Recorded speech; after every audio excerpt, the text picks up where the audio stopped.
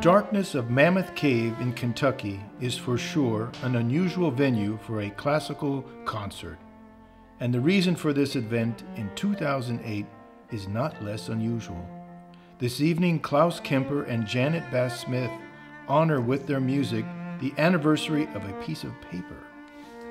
The centennial of the Kaemper map, surveyed and drawn by the German engineer Max Kaemper in 1908.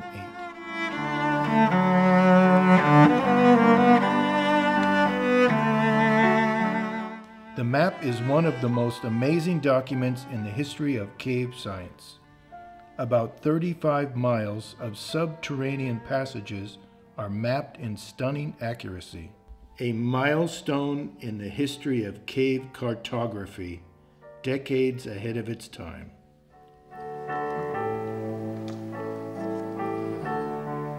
More than a half a century, the map rested unnoticed in some files like a sleeping beauty until it was discovered by chance. Max Kaemper was an unknown. Nobody had heard of him. The map was found by Jim Quinlan, who was the hydrologist for the national park.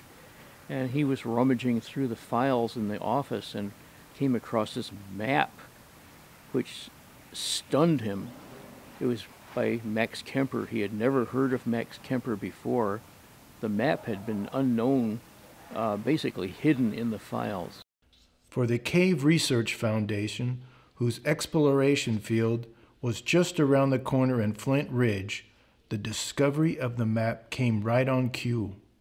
Cave Research Foundation was quite active in the area, and they were suddenly becoming very concerned about Mammoth Cave because they realized that there was a connection that was about to be made between Flint Ridge, basically their cave, and Mammoth Cave, which nobody really knew anything about except for the tour routes. And suddenly this map appears. And the nice thing about the map is that it showed Echo River, the lowest level in Mammoth Cave, which is a real river, with a little passage going off to the side. And the chief cartographer of the Cave Research Foundation made it his priority to make the connection. So he and his team went in and checked every single lead going in that direction. And he had, on the Kaemper map, located possible places for the connection to be made. And one of those, in fact, it may have been the main choice, was the actual connection. The Kaemper map was not the first survey of Mammoth Cave. When Max Kaemper showed up at the cave, there existed already several maps, but they all were either very imprecise or showed only small parts of the huge cave system, just in contrast to the Kaemper map. It was the most complete map, as well as the most accurate map. It was very close to modern standards, which surprised people, because at that time, mapping a cave meant pacing around and maybe a compass in your hand, just figuring out which direction the passage was going. Even after its rediscovery, the Kaemper map was kept in the archives under tight wraps. Only a few people could see the original, but the Cave Research Foundation could at least get the permission to publish a hand-drawn copy, which henceforth was available for research and as a tourist souvenir for the visitors of the cave. Max Kaemper's maps served as a focal point for a lot of the caving and hydrologic studies. Meanwhile, nobody knew anything about Max Kaemper, and so there was this big search for who he was and what his background was, what happened to him. 2 more decades passed in which Max Kaemper stayed sort of a phantom, until a new generation of cave enthusiasts took the matter into its own hands. Well, the first time I saw the Max Kaemper map was back when I started working at Mammoth Cave in 1990. And I can still remember the first time I saw it, and even when I look at it today, what jumped out back then and still does today is the beauty of the map. It's just so aesthetically pleasing.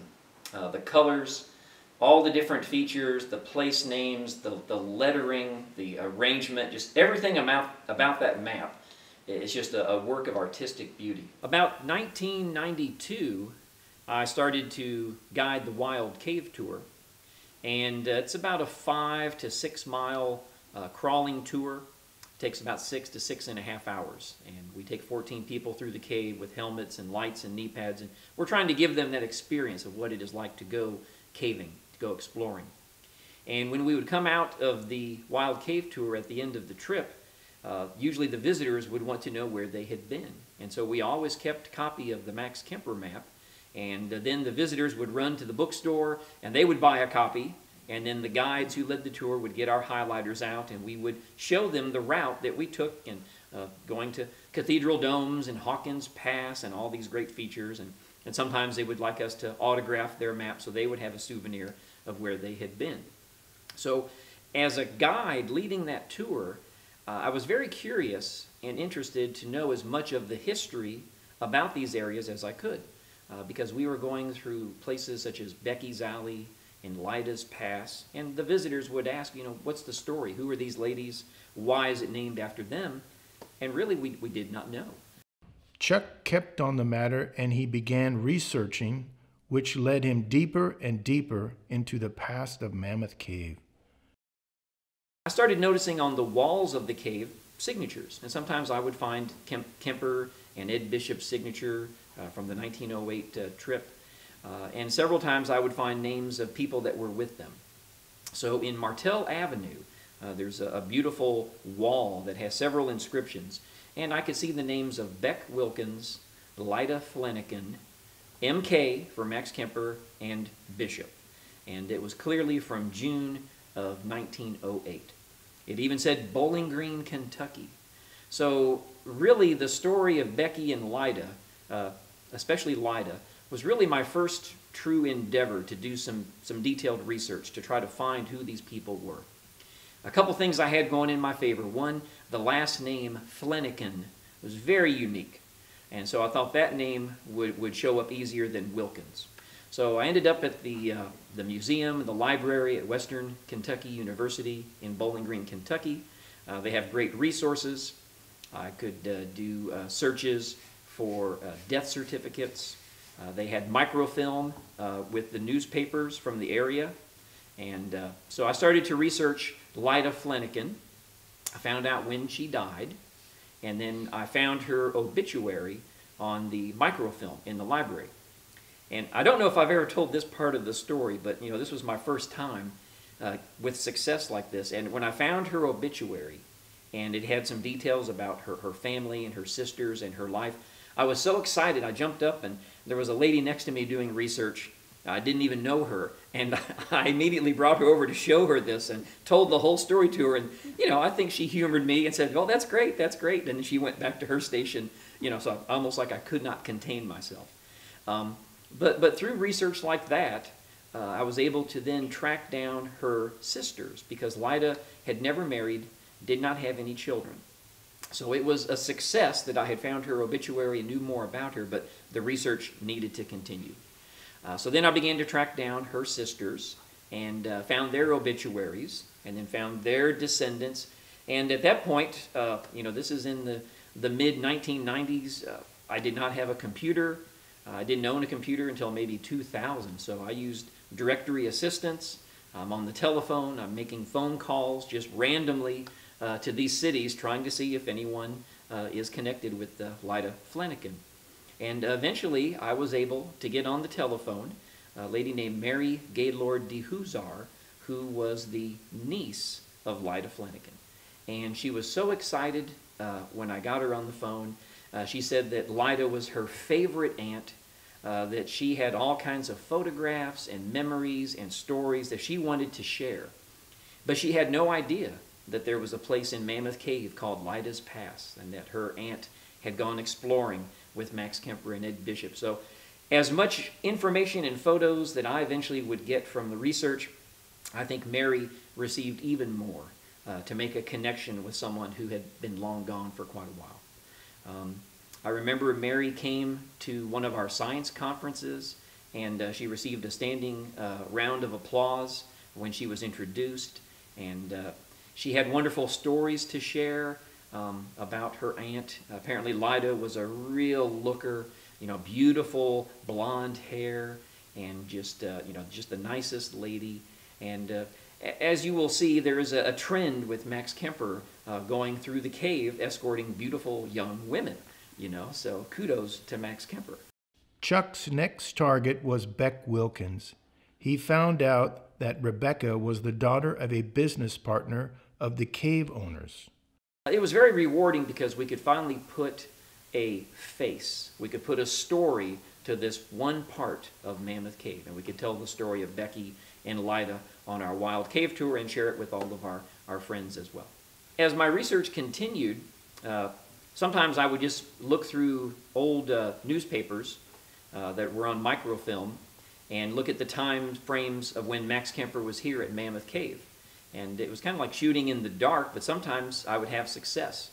And in the Glasgow newspaper from 1908, very small little article in the social and personal section, it talked about a party at Mammoth Cave where the people from Glasgow had made the trip to the cave, and there was a wonderful party at the Mammoth Cave Hotel on the outer deck, and that they brought the piano out, and that one of the local Glasgow citizens, a young woman by the name of Mamie Depp, played the piano, and she was accompanied by Max Kaemper from Berlin, Germany, on the violin. And just to find that in the newspaper was astounding, to make that connection. And then I realized that there is a passageway not too far from where I'm at right here that's called Mamie's Stoop. And so without a doubt, this young lady that Max played music with, and then when we found the journal, we could look in definitely and see that Mamie was with him inside the cave. So we were learning more about Max Kaemper. Now we knew that he was a very cultured man, that he played the violin. And I was able to track down descendants of Mamie Depp. And when the photographs came in, well, guess what? She was another very, very attractive, beautiful young woman. And so here Max is in the cave. He's kind of continuing with his, you know, his theme of going into the cave with these lovely young ladies and showing them his discoveries. One thing I remember about interviewing a descendant of Mamie, the first thing I asked them, I said, "What can you tell me about your Aunt Mamie?" And they said she was very, very tall. She was about 5'10", and when you go through Mamie's Stoop, even today with a modern trail, you have to bend over and duck to get through. So before a trail system, Max and them would have been stooping over even more. Chuck found a photograph taken in 1908 of two cave guides and a little girl. On the back of the photograph, it had the name of the guides, and the name of the little girl was Dorothy Ranshaw. So I saw the last name Ranshaw and realized that there was a place on the Kaemper map called Ranshaw Avenue. And when I looked through the existing database and the files, I couldn't find any information on who Ranshaw was. So I thought this would be another fun one to investigate. And I started to look in the local directories, and I found that there were a lot of Ranshaws in the city of Covington, just across the river from Cincinnati, Ohio, in Covington, Kentucky. And so I eventually contacted and found myself on the phone with a nurse who was staying with an elderly woman who was Dorothy Ranshaw. And it turns out that it was the same lady who was in this photograph as a little girl. And she was 90 years old. At first, the phone calls were met with a little skepticism. You know, here's someone calling, a stranger, wanting to come up and maybe talk to this woman and do an interview. And they said that, you know, Dorothy doesn't have any photographs. She really doesn't have anything to share, but we appreciate your call. So I thought, okay, you know, I failed. I waited a little bit, to maybe another month, and called back and said, is there any chance, you know, maybe you could talk to her? Maybe she does have some photographs. And they said, yeah, she's starting to become interested in your research.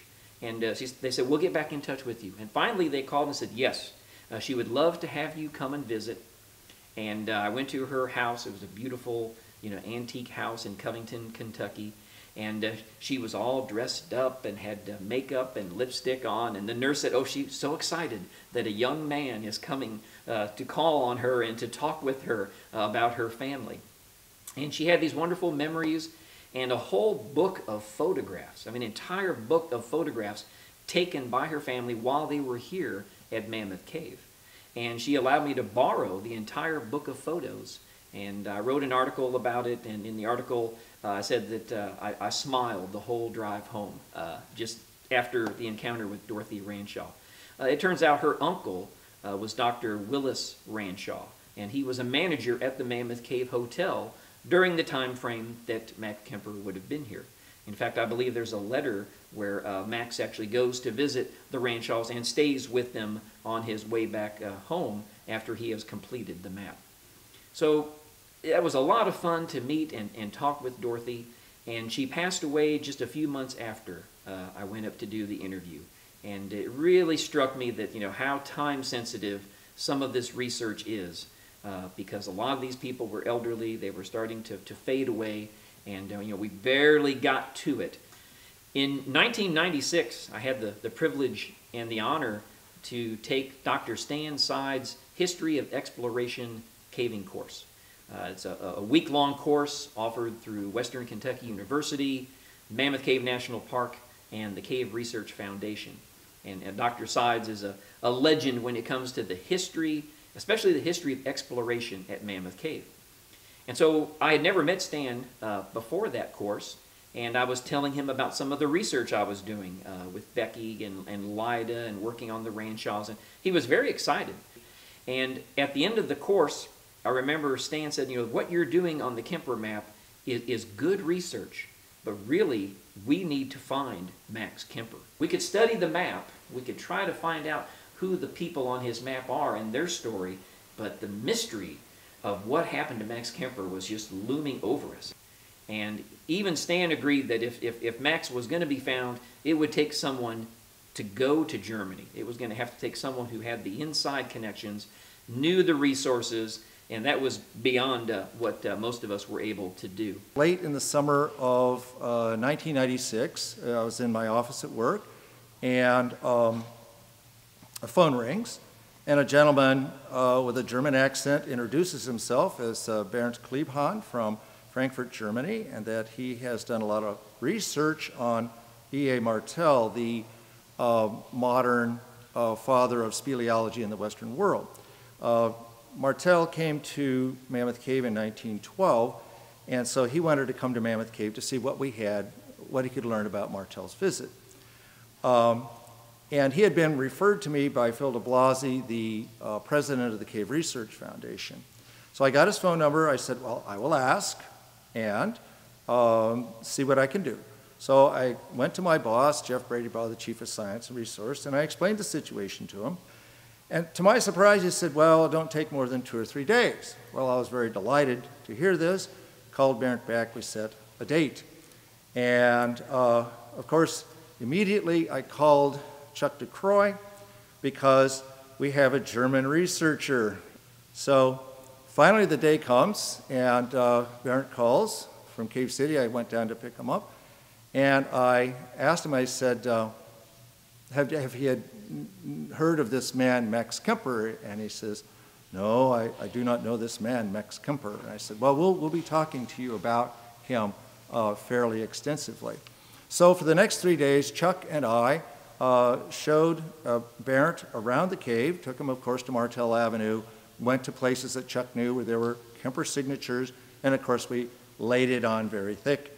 Finally to the point where Bernd got exasperated and said, yes, yes, I will look for this man, Max Kaemper. I remember very well. We came to this point, and they showed me these inscriptions and pointed me out one special. It's MK, which stands for Max Kaemper. And they showed me the map of Max Kaemper. And I was very impressed. I didn't know anything about Max Kaemper before. And they knew a lot about all these people, except about Max Kaemper. And they asked me, couldn't you find out for us who Max Kaemper was? And you are a journalist, you are interested in caves, you are German, so should work. And I said, okay, I will try my very best. And at home I tried to get, to dig into the archives. But the difficulty was 2 world wars had really wiped out nearly everything. So he went back to Germany, and he and his wife Nina did their best, but of course with 2 world wars it's very difficult, and the trail was pretty cold.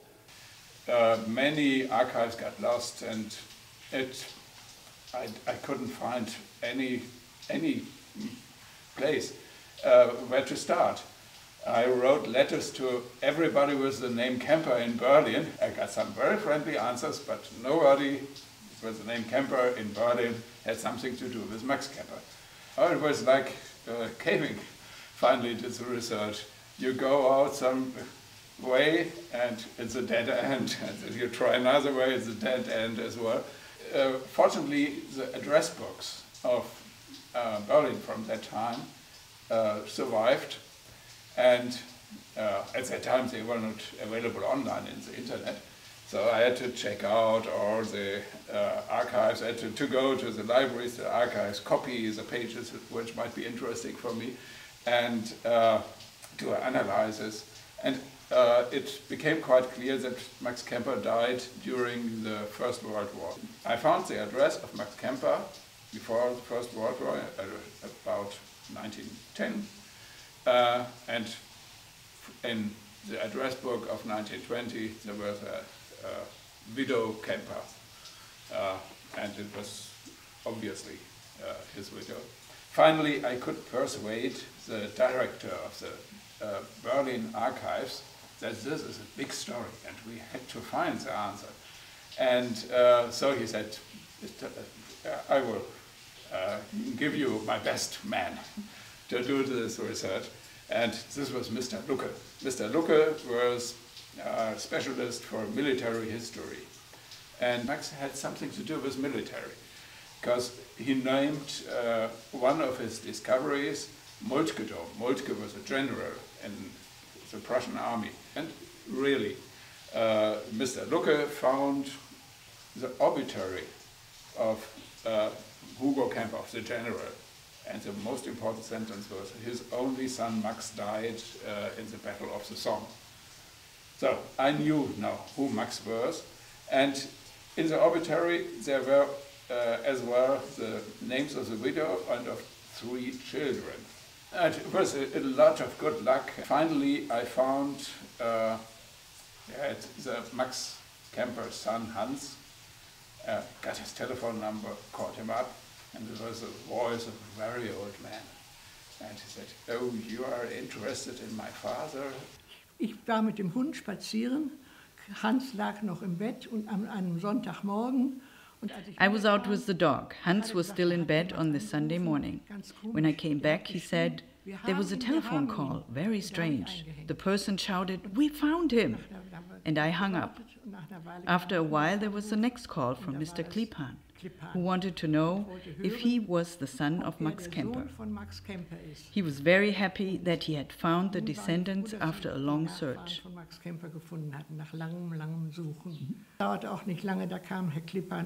Shortly later, Mr. Kliebhan came here, and then we learned to know about the whole story, which now belongs to the family.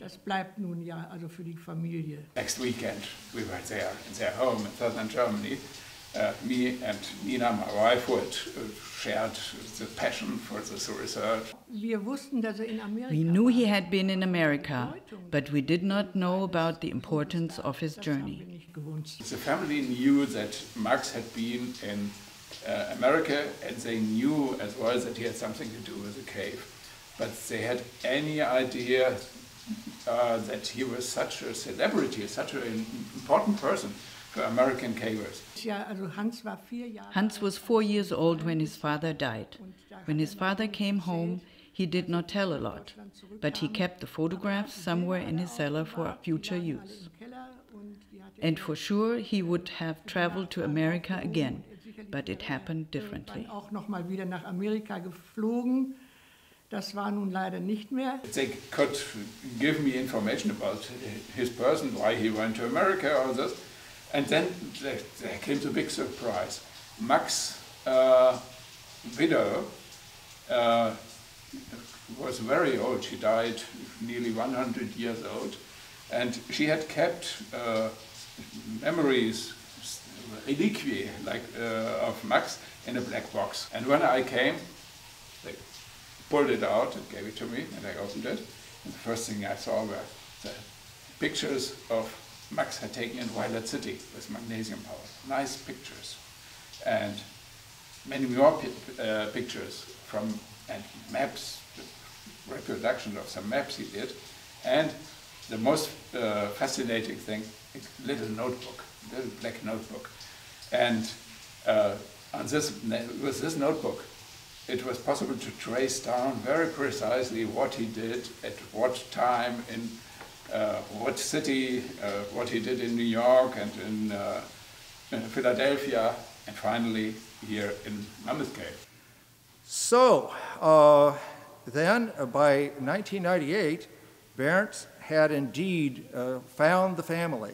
And so he came back to Mammoth Cave and he was able to show us the entire story of much of Max's life and then, of course, his involvement in World War I. Max was a photographer, not just here at Mammoth Cave, but he was quite the photographer. He took lots of pictures, including the very sad last one where he's standing in this trench and he's looking very haggard. And there was a lot of dissonance in us because Max is part of us. He's our friend, but here he is wearing this German helmet, which is the enemy, and so we're torn to pieces. But basically, the idea of his loss, of him being killed at the Battle of the Somme, there wasn't a dry eye in the room, I can tell you.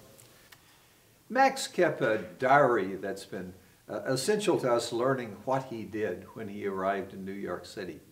He came on May 16th, 1907, and commented about the thunderstorm. He stayed at a hotel on southern Manhattan Island at 4th and 18th, the Hotel Belvedere. Later, he returned there before he then, almost a year later, returned to Germany. He did not like the teeming immigrant community he found of Italian and German immigrants that were pouring into New York City at that time. He stayed about several days Hotel Belvedere, but by 9 days later, he rented a rooming house a little bit further away, a little bit further north in New York City, into a slightly better area of New York City. And on June 3rd, 1907, he interviewed at Lidgerwood Hoisting Engines. This is a company that made cable stayways as well as steam-driven elevators used in construction. He interviewed on June 3rd, and on June 6th, he began working for Lidgerwood Hoisting Engines for $16 a week. He apparently enjoyed his time at Lidgerwood, and he continued to work there until just before Thanksgiving of 1907. His salary was increased to $18 shortly after he began working there. At first, his letters reflected he thought the Americans were uncouth, especially their eating habits. He did not like this immigrant community of all of these people coming in the area. But you see him beginning to adjust a little bit to his love of the arts. And on July 1st, his diary reflects that he began violin lessons with Frau Schwinde.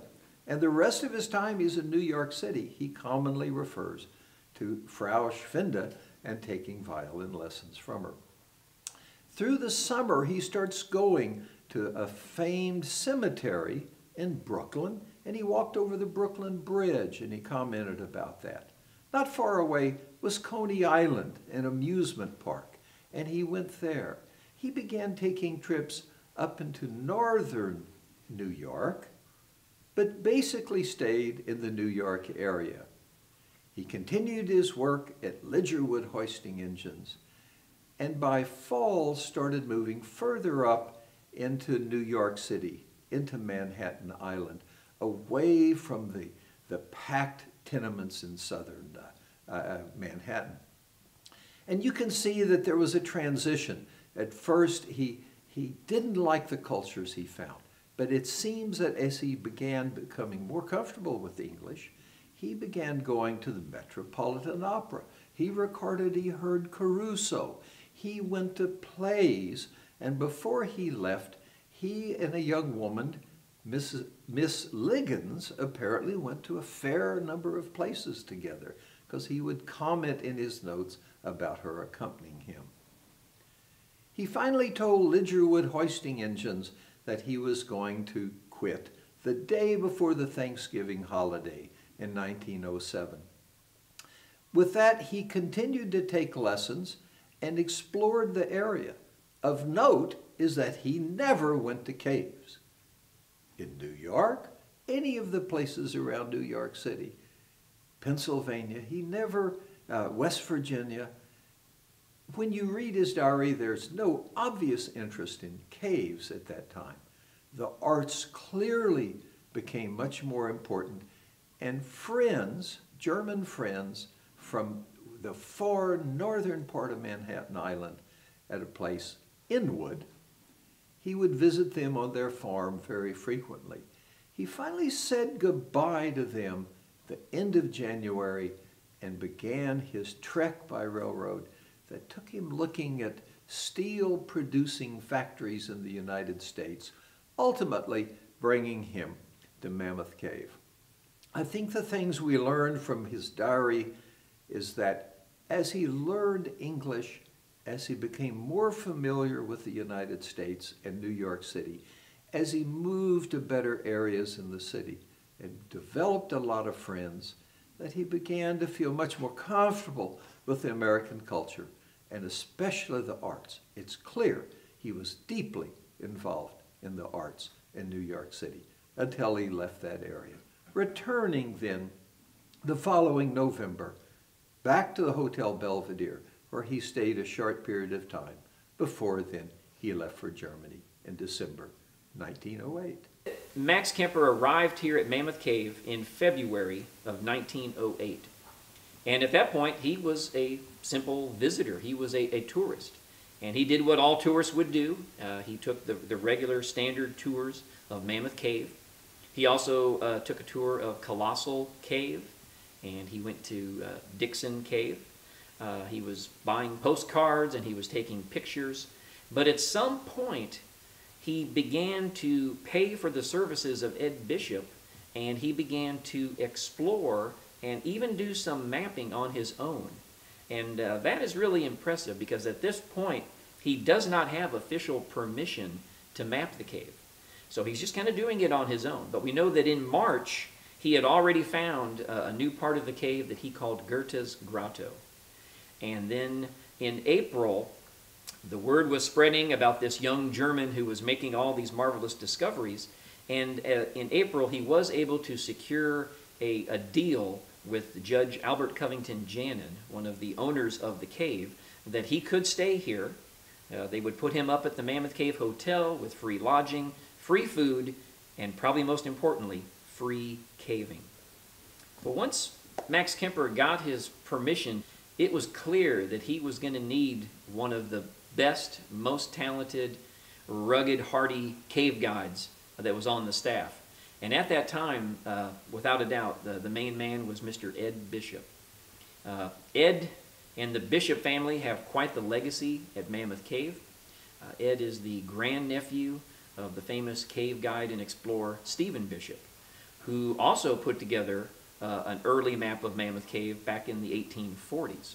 We have a lot of photographs of Ed Bishop, and when you look at the photographs, you can just tell this guy was tough. He was a caver. But clearly from Max Kaemper's journal, he was very impressed with Ed Bishop. He was tipping him in the early days. He mentions his name several times. At one point, there's an entry for Ed Bishop. He gives him some money for stick and string which we believe is surveying instruments that they would have used to make this map. Several places were named in the cave on the Kämper map after Ed Bishop and also after Ed's children. And to spend 8 months together, I'm sure that they became quite an effective team to map this 36-mile wonderful piece of art. Where we're at right here, this is a feature in the cave called Ultima Thule. And it was considered the end of the cave for all cave tours up until 1908. But Max and Ed, as they were surveying in this area, noticed that they could hear a little bit of water coming from beyond the breakdown. They began to look in the breakdown and found some passageways and began to worm their way through. The water became stronger. Eventually they moved some rocks and pushed onward. The description even has a rock falling, a piece of breakdown falling and pinning Max Kämper by his neck temporarily. But he was able to free himself, move the rock, and continue onward. So I think that shows you just how brave these men were as they were exploring. And their exploration, their bravery paid off because they would make a huge discovery of chambers that no one had ever seen on the other side. There was Bishop's Pit, that was the source of the water. Kämper Hall, huge chamber named after Max or the Kämper family. There was Elizabeth's Dome that he named after his sister who was back home in Germany. And then Violet City, who was named after Violet Blair Janin, who was the wife of Judge Albert Covington Janin. And even the stone stairway that was eventually built with Max Kämper's help and probably his engineering was named Albert's Stairway, after the man who had given him permission to go through. When this discovery was made, Judge Janin actually came here, and again, this is well documented, that to get him through the breakdown, he had to lay flat on his back.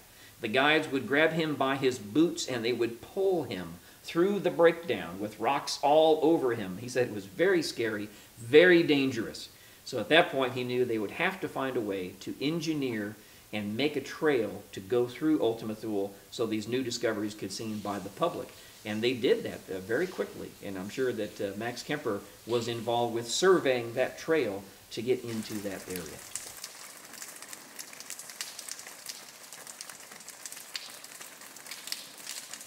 In addition to this, Max continued to explore and find many new places that had never been seen before. Another huge discovery on his map is what he called Grand Avenue. And today it's mainly known by Kentucky Avenue, but it is one of the longest known continuous passageways in the Mammoth Cave system. It just stretches on for miles, huge, big canyons. And to think about Max and Ed mapping and surveying in these huge passageways with their lard oil lanterns and candles and their primitive but effective tools and instruments is really spectacular.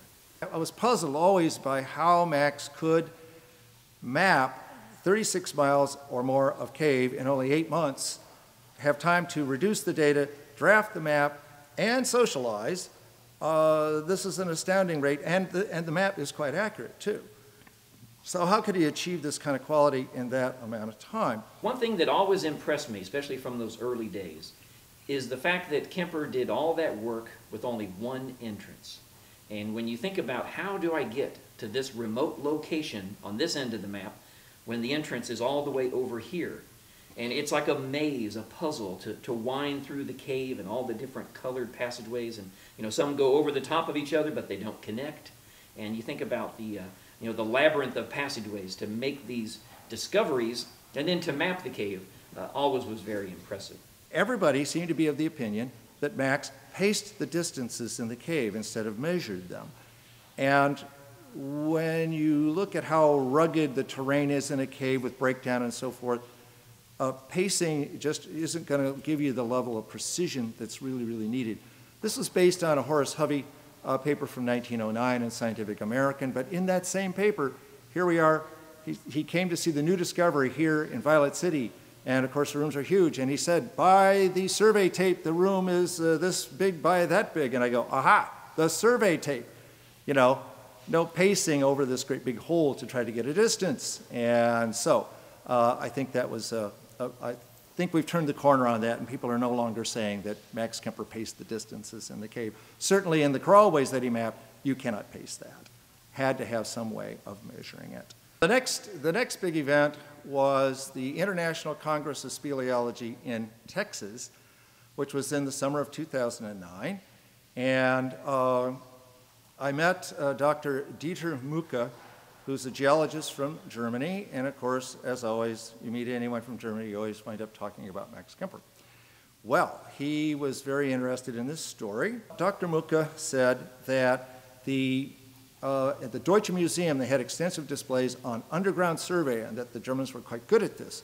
So now Bernd had been inviting us to come to Germany for years and years. And we thought, well, maybe this is a good time. So in September, we flew into Frankfurt, and we were treated absolutely like royalty, spoiled rotten, and enjoyed every second of it. And one of the things we did was go to the Deutsche Museum, where you could see that they had these string-mounted instruments. The compass had a rather large dial to it, and so therefore it could be read very precisely, and there's no question about the compass being in line with the stations. One end of the string is on one station and the other one's on the other. I found a book by that was owned by Stan Sides on mine survey in the United States, and it showed a hanging compass almost identical to the one in the Deutsche Museum, but it was made by Kufel and Esser in Manhattan, New York, 2 blocks from where Max used to live in Manhattan. And I thought, wow. But of course, Max gave no record of buying such an instrument, so he probably already had something with him because he wrote down everything he bought. I wrote to Bernd, I said, Bernd, can you please possibly find a hanging compass, you know? And he wrote back almost instantly, he says, it's on its way. And it's very nice. And so what was even sweeter about it is that it was an artillery compass. Well, Max was trained in the artillery. So he was almost certainly trained on this exact kind of instrument. And so here we are, May 2018, Bernd brings the compass, and today we are doing tests.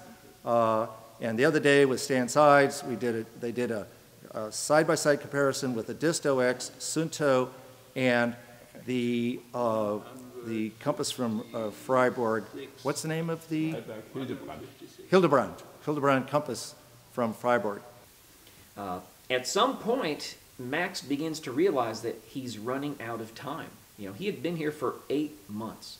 So, you know, at some point he had to get home to Germany. He had to wrap everything up. He had to complete the map, drop it off to Violet and Albert, and then go back to Germany. And then that's where the big mystery began, because after he left, no word was heard back from him, very little information, but it took Bernd Kliebhan to really take the research to a new level to go back to Germany and find what happened to Max Kaemper. There was one big question where we could not easily find an answer. Why came Max to Mammoth Cave? So he had never anything to do with caves before, as far as we know. And January 1908, so why should a German tourist go to Mammoth Cave at that time? And again, unexpected good luck comes to help.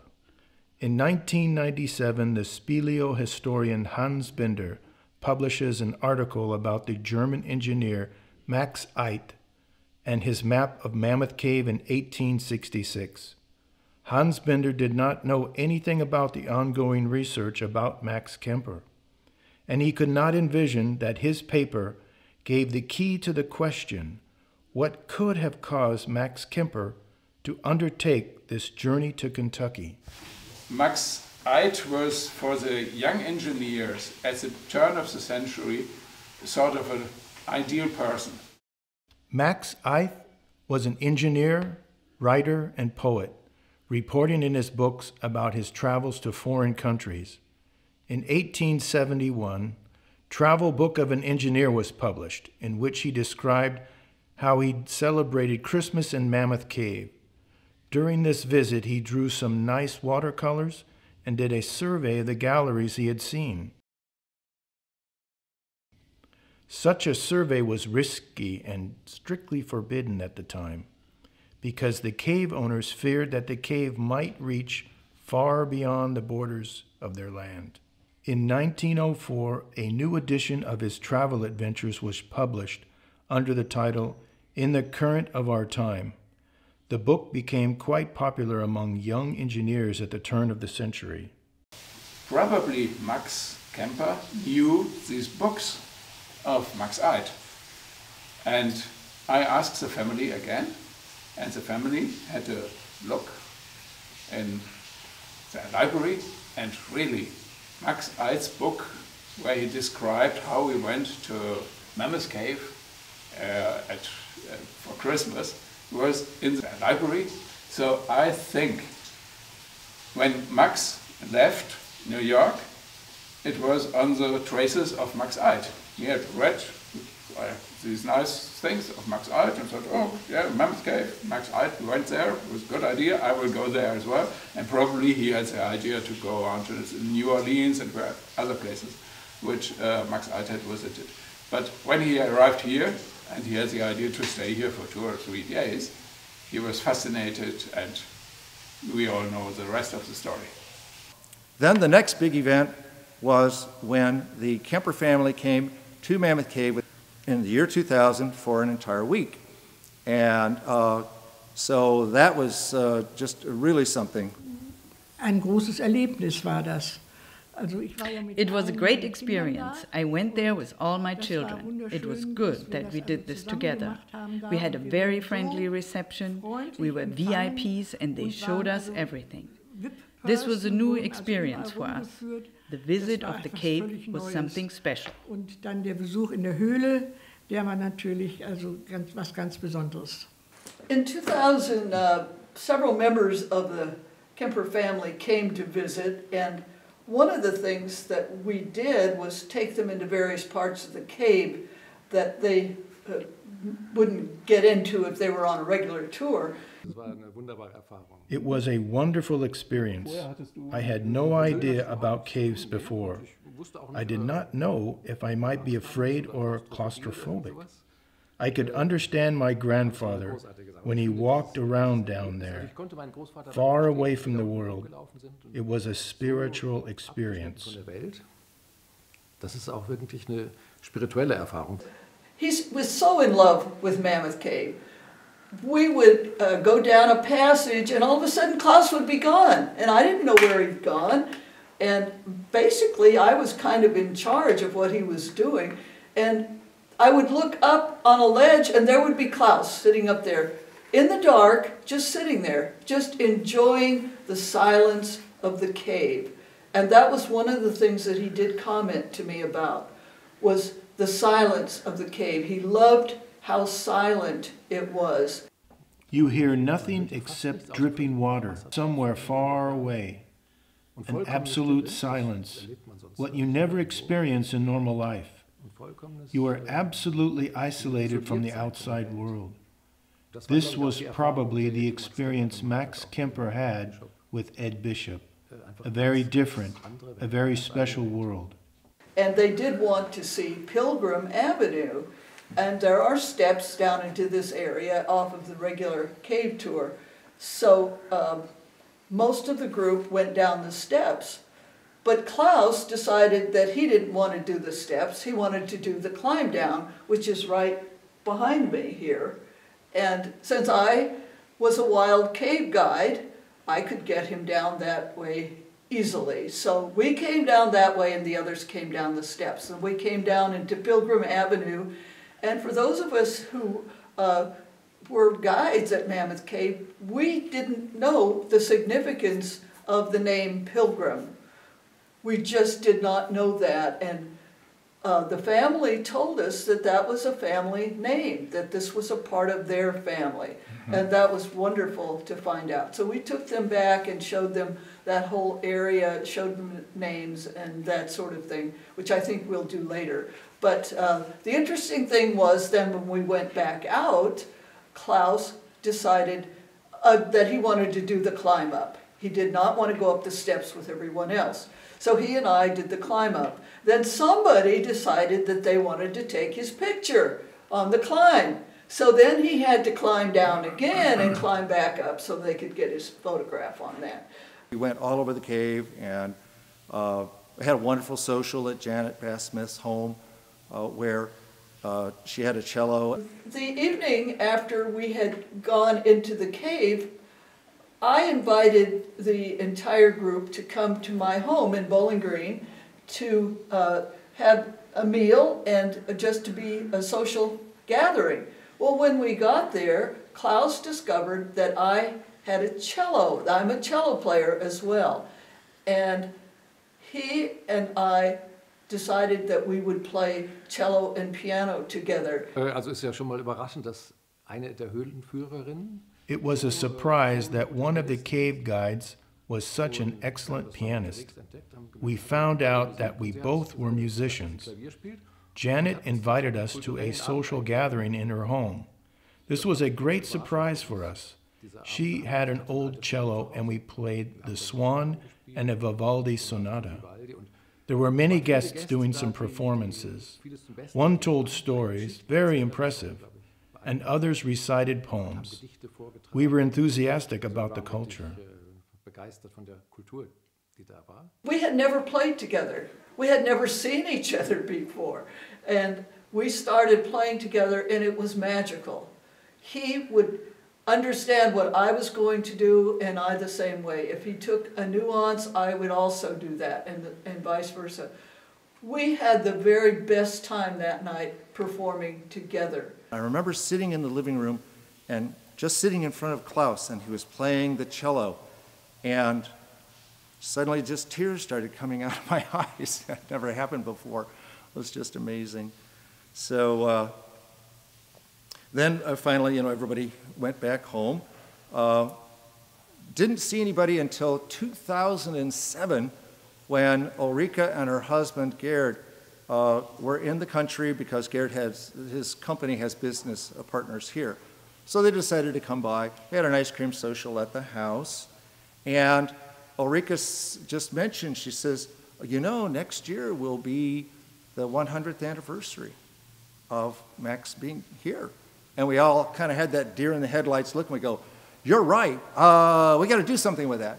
And so we did. We had a big symposium, mostly focused on Max Kaemper, lots of history papers and so forth, and of course this outstanding concert in the cave with Dr. Janet Bass-Smith and Klaus Kaemper, Klaus on the cello, of course.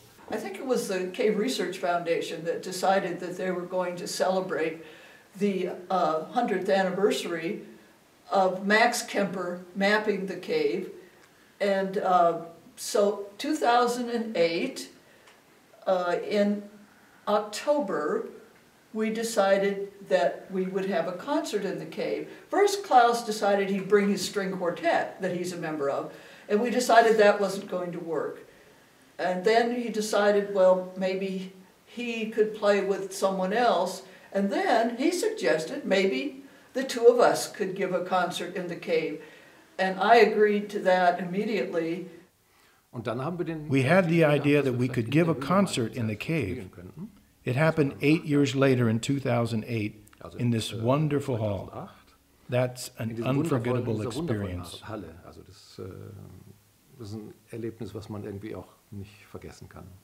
We're here to celebrate the life of a man named Max Kaemper.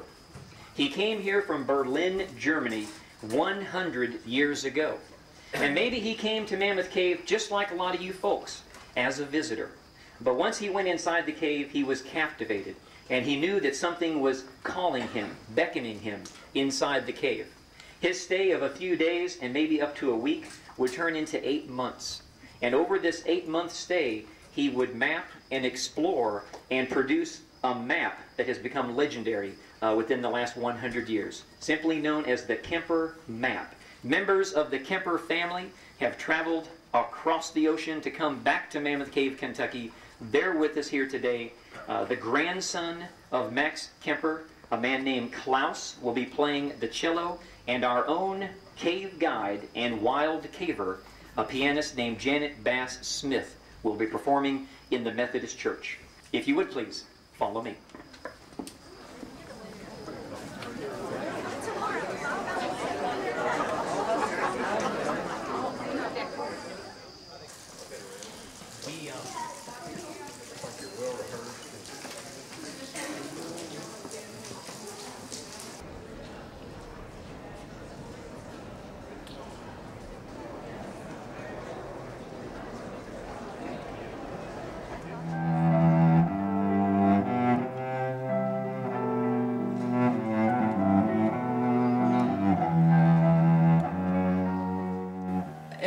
The first thing he decided he wanted to play was the Brahms cello sonata.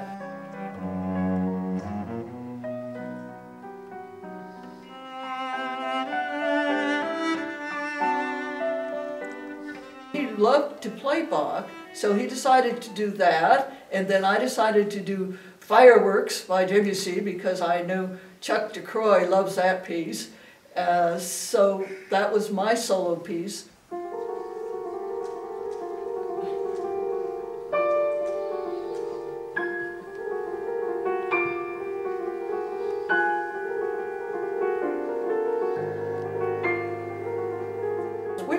To find the things that Max might have played, because Max played violin and he played with a pianist when he stayed at the Mammoth Cave Hotel. So we were trying to find things that might have been performed during that period. The next one is the melody in F, which we found. I saw it yesterday in the diary of my grandfather, that he bought it in New York, but we had not to go so far. Chuck found it in the internet and printed it out for us. We found the music, and my husband, who is a composer, he arranged that for cello and piano, and we played that.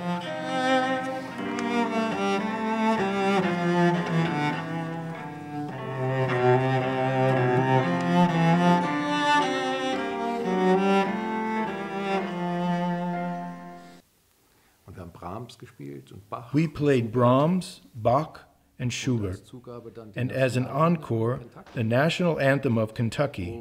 The audience, which was standing around us, started humming the melody. This was an unforgettable moment. Und das ist einfach ein Erlebnis, was man als Musiker auch nicht vergisst.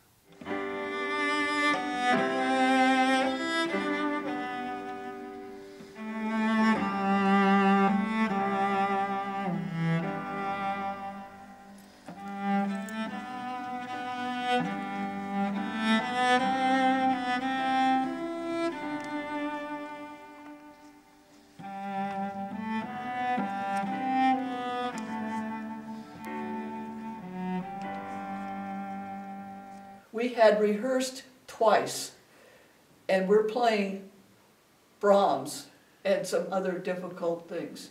It was amazing. We were able to play this music, which is very difficult for both performers, in a way that it was as if we had performed together for years. I think that was one of the highlights of my career as a concert pianist.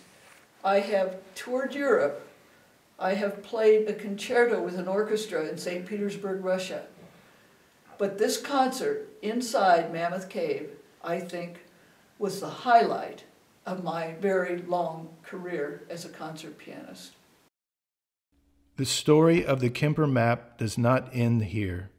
The original map is safely kept in the archives of the National Park.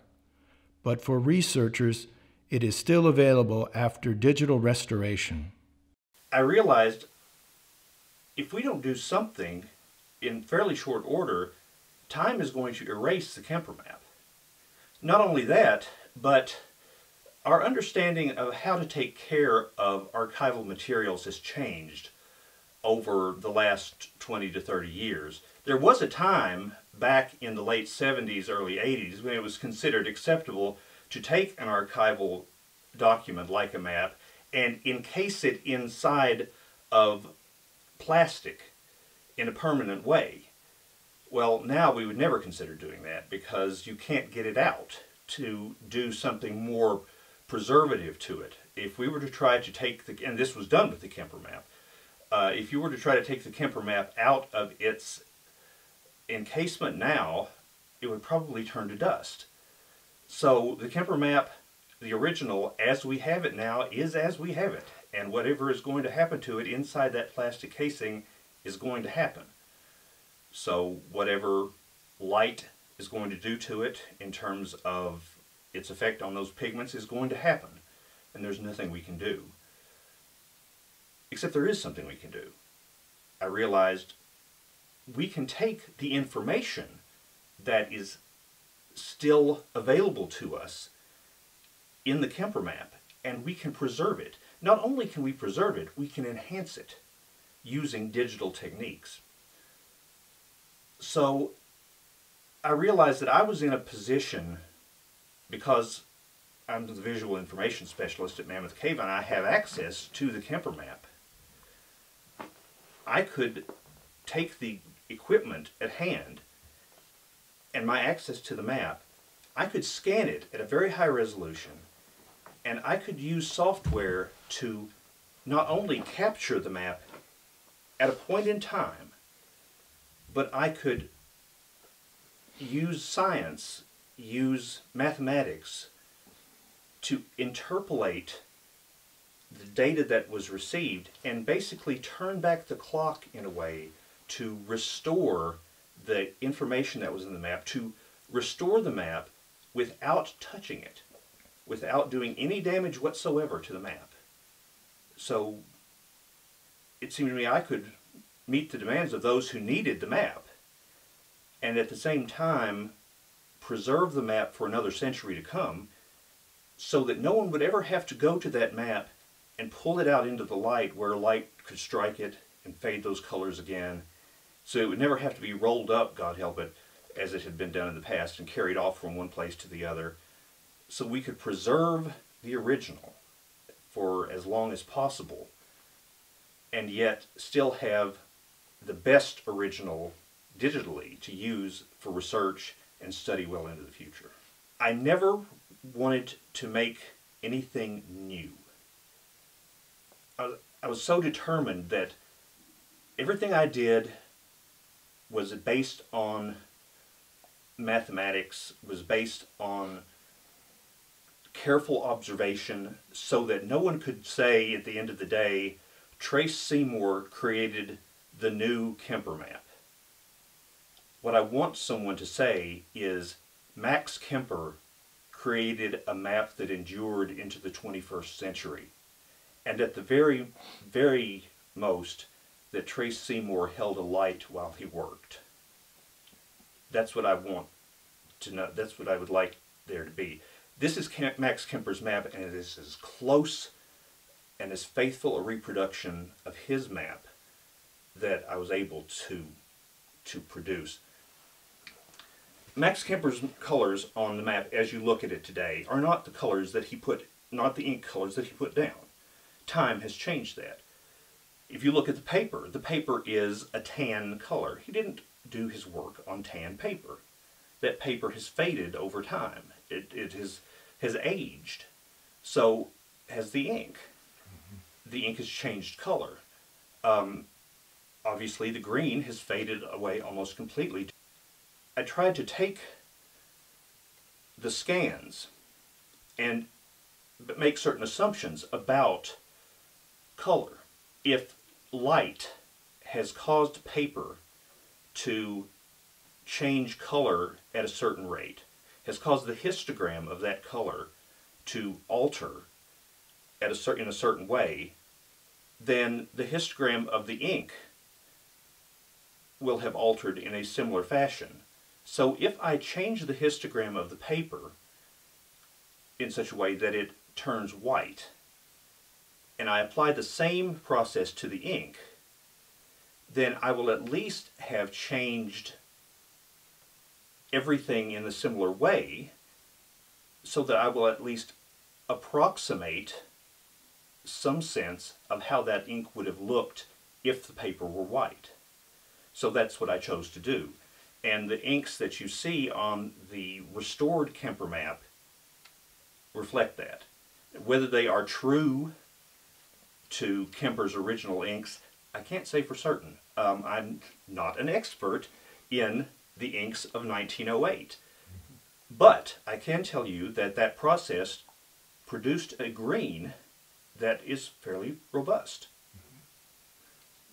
So it wasn't an odd-looking green, it wasn't a fluorescent green, it was a kind of green that one might have expected someone to use to draw a map with. I did also look at the methods by which lines were drawn. This was a bit of a tricky question for me, and I spent a lot of time agonizing over how to do this. How to reproduce the lines that Kämper created. I could scan that map, and using the power of Photoshop, I could isolate those lines down to a certain point, and they would have pixelation around them, a certain jagged area.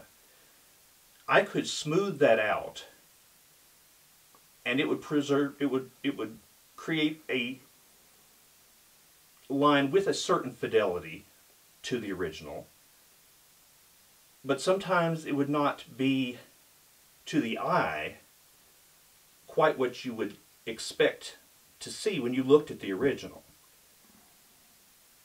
Sometimes you'd get a mottled appearance. I could then take basically a digital stylus and, selecting the colors that I had created, carefully draw over that selected area and smooth it out to carefully approximate the line that Kämper had drawn, and come up with, aesthetically, something that more closely resembled Max Kämper's original line. That was not a mathematical selection. That was art more than science. And I had a really difficult time deciding, should this be a process of art or should it be a process of science? Should I let the computers do all the work, or should I manually recreate his lines? In the end, I elected to let the computer guide my art. And I guess I will always be a little bit uncertain whether I've made the proper decision, but Max Kämper's map was not a computer-generated map. It was the work of a man's hand. And I can never be quite certain that my hand did not slip in following his lines precisely, but I have done my best to not create anything new, but to give both the precision and the spirit of what he attempted, what he succeeded in creating for the world. In my estimation, a computer would have produced, left to its own devices, would have produced something without soul. There's a section of the data that I've saved and in the files that I've distributed for the public, which I call the anomaly layer. In the scans, when I would enhance them, and by the way, as a part of my process, I would take the original scan data and then I would posterize it, which means I would take the entire, like, millions of colors of data and would reduce them down to 12 colors. Let the computer subset all of that down, which would basically average out and select nearest neighbor colors down. And it would suddenly things would begin, and then I would begin to delete them. Delete this color, all of this color, and all of that color. And then suddenly things would begin to pop out that were not readily visible to the naked eye, but structures would appear. And I began to realize they were the structures of his pencil. There were radial lines that went around like plot lines, as though he were drawing his passageways using some sort of polar coordinates. There were also very obvious places along the cave passageways where there were sight lines. Point, line, point, line, point, line, point, line. It was absolutely obvious what he was doing. There were places where you could see names. Ellen's Grotto, that he had drawn by hand. It's his handwriting. That had been drawn and then erased, but not fully erased. And most intriguing of all, there are places where there are outlines of passageways that are not implemented in the maps themselves, which leaves you to wonder, did he start to draw something on the map and then realize it was in the wrong place? Or did he draw something that he wasn't sure about? Or is it just a mystery? Those are things that I've left that information in the map data so that people can explore further. This is Max Kaemper, 3/6/1908, March 6, 1908. He stood right here and scratched his name on the wall. Being in Pilgrim Avenue, it's kind of interesting because it makes me think of this that I brought with me. John Bunyan, in the 1600s, I think it was, wrote a hymn called The Pilgrim about courage. It goes,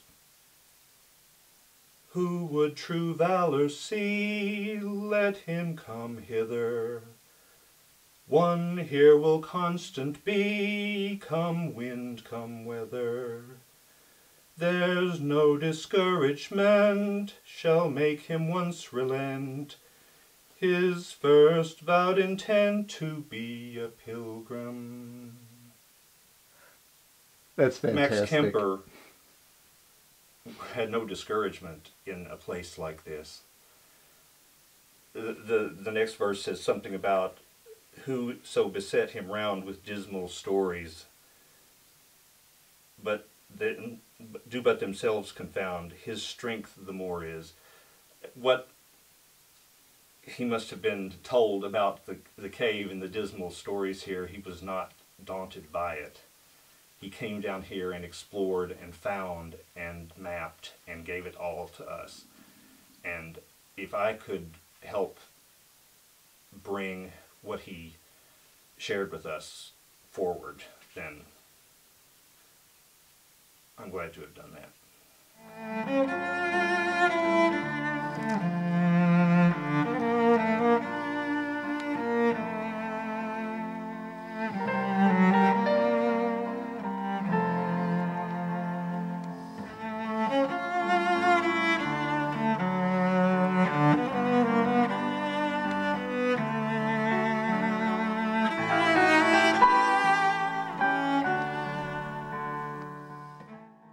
Und es ist ja nur so traurig, dass man... It's sad when we think about what would have happened if Max Kaemper had survived the war and not have fallen so young. The family only has the tales.